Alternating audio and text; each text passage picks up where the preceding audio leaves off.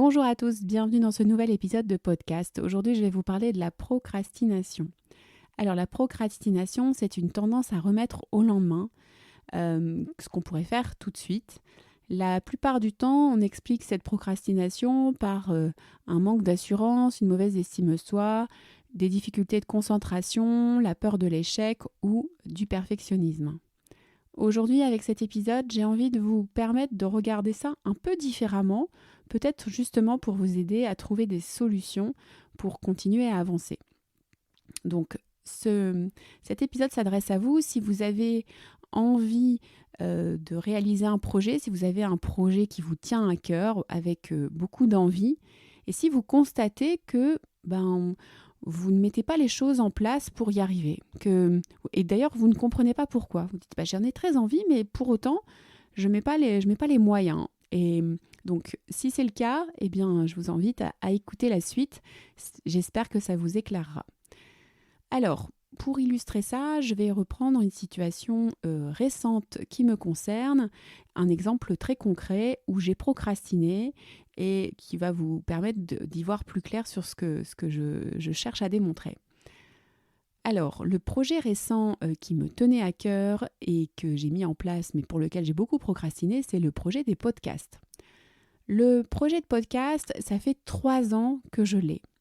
Ce projet, je l'ai immédiatement eu avec la vision de ce que je fais finalement aujourd'hui. J'avais vraiment en tête d'interviewer d'anciens clients ou des personnes qui se sont reconverties et qui partageraient leur expérience de la reconversion, qui nous raconteraient comment ils ont trouvé leur voie, les indices sur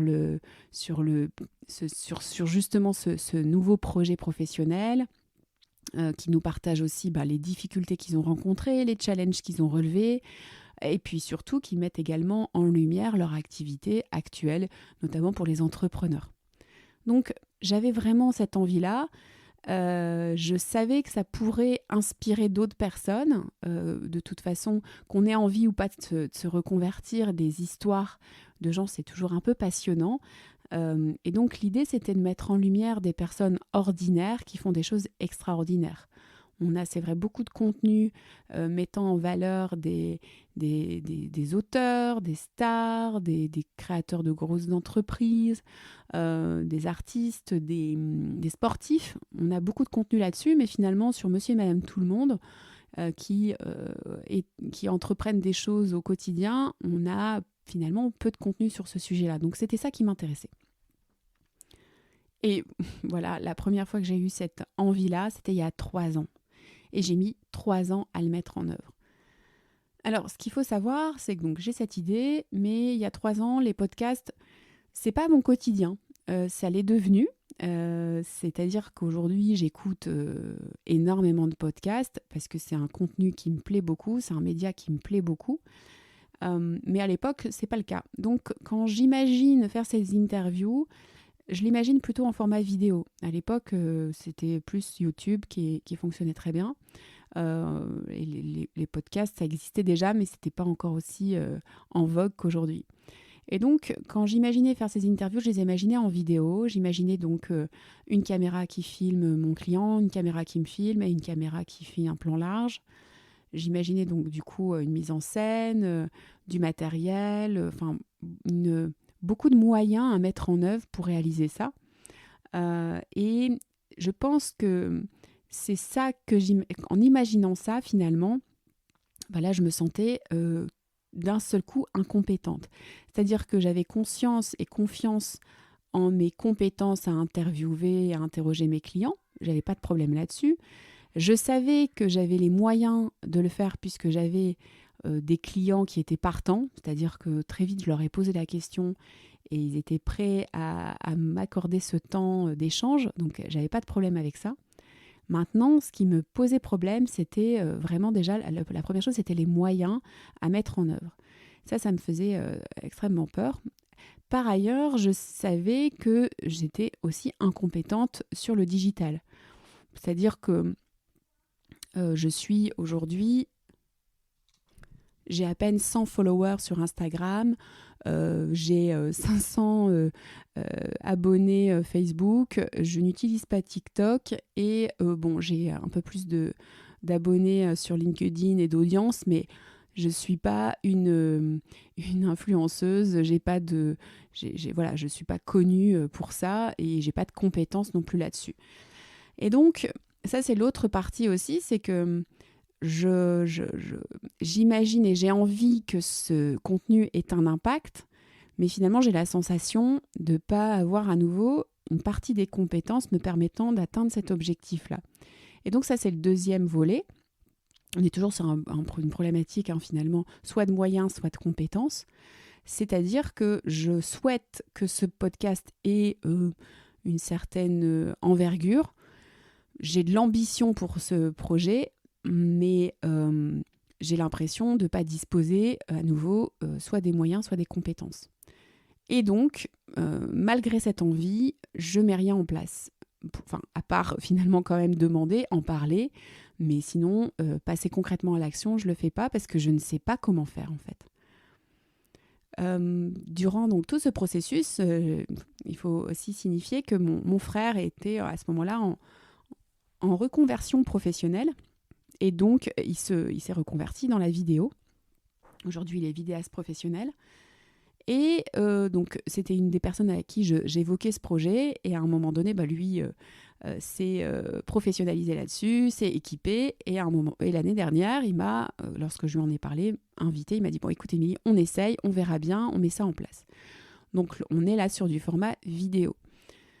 Alors que ce n'est pas vraiment le format que j'écoute et que j'utilise au quotidien. Mais ça permet d'être sur quelque chose de très qualitatif. J'ai une grande confiance en ses compétences. Je savais qu'il allait me faire quelque chose de super.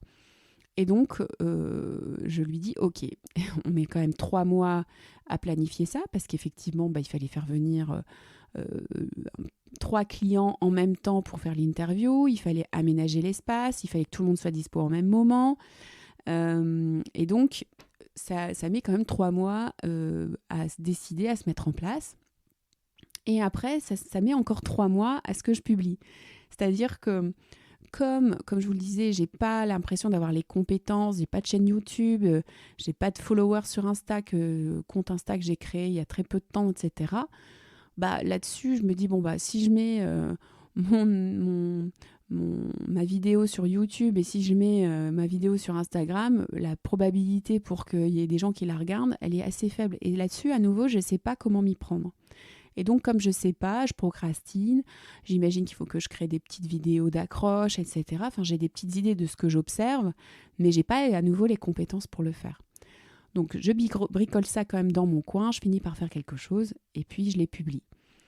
Alors, j'ai un retour très positif des personnes qui l'écoutent. Alors, ça va être des personnes de mon entourage, des clients, des amis de mes clients, mais c'est vrai que ça va forcément pas beaucoup plus loin. Mais j'ai quand même vraiment même des messages personnels qui me sont envoyés de personnes que je connais peu ou pas, qui me disent qu'ils ont beaucoup apprécié, etc. Donc ça m'encourage beaucoup. Mais c'est vrai que pour la suite, je ne sais pas trop à nouveau comment m'y prendre. C'est-à-dire que j'ai pris du plaisir à réaliser ça, mais pas autant que ce que j'imaginais. Pourquoi ? Parce qu'il y avait toute cette partie, justement, organisationnelle qui ne me correspond pas. Je me sens pas autonome sur ce sujet-là, c'est-à-dire que je dois effectivement faire venir un professionnel pour m'aider, je dois investir de l'argent aussi, et une somme qui est quand même assez conséquente compte tenu du profil de mon entreprise. Ça reste des choses accessibles, mais mine de rien, c'est un investissement quand même important, sans avoir vraiment de perspective de retour sur investissement. Quand je fais ce podcast, je me dis pas que ça me ramène rien en fait à la base, si ce n'est peut-être de la visibilité, un contenu autre et du plaisir, mais le ROI, je le vois pas du tout, quoi. Donc, prendre la décision d'investir tous les mois cette somme-là, déjà, c'est pas possible. Concrètement, c'est pas possible. Donc, ça veut dire qu'en termes de rythme aussi, on est sur quelque chose de pas très rythmé. Et donc d'engageant. Et donc, je sens bien que si je reste dans cette optique-là, c'est un projet qui va tomber à l'eau. Et je serai très déçue. Et donc, je me suis vraiment posé la question, qu'est-ce qui pourrait faire que je continue et que ça me corresponde davantage? Comment je dois revoir la cible, l'objectif, pour que le chemin soit agréable, en fait. C'est ça un peu l'idée. Donc, ce qui ne me convenait pas, c'est effectivement l'investissement budgétaire. Ce qui ne me convenait pas, c'était la logistique, l'organisation, le fait de pas être d'être dépendante de l'extérieur et le manque de réactivité que je pouvais avoir aussi, d'agilité à réaliser ce contenu. Et du coup, en partant de là, je me suis dit, voilà, comment ce serait mieux, en fait.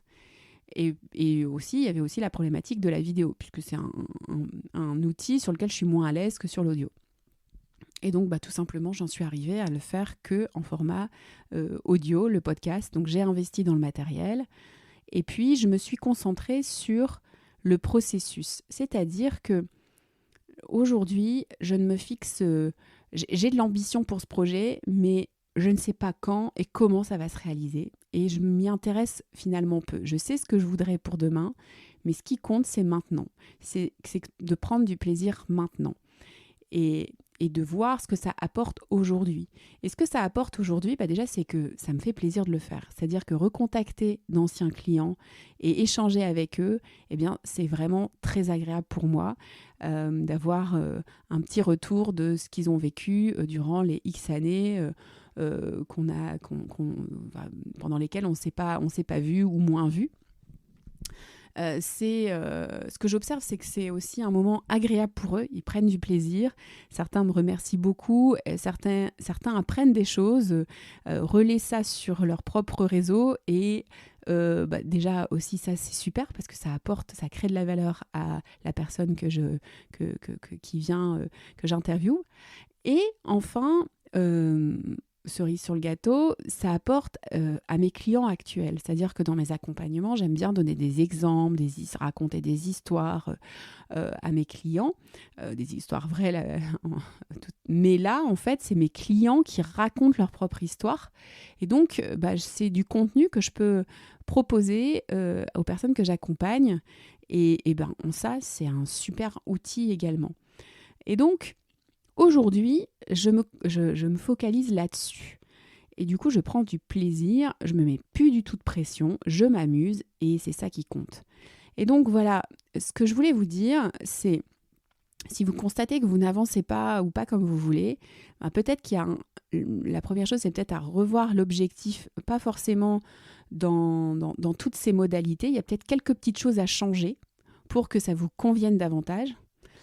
Et puis surtout, je vous invite à réfléchir sur le comment pour que ça vous plaise, pour que le chemin, le processus soit agréable, parce que finalement, c'est ça qui compte.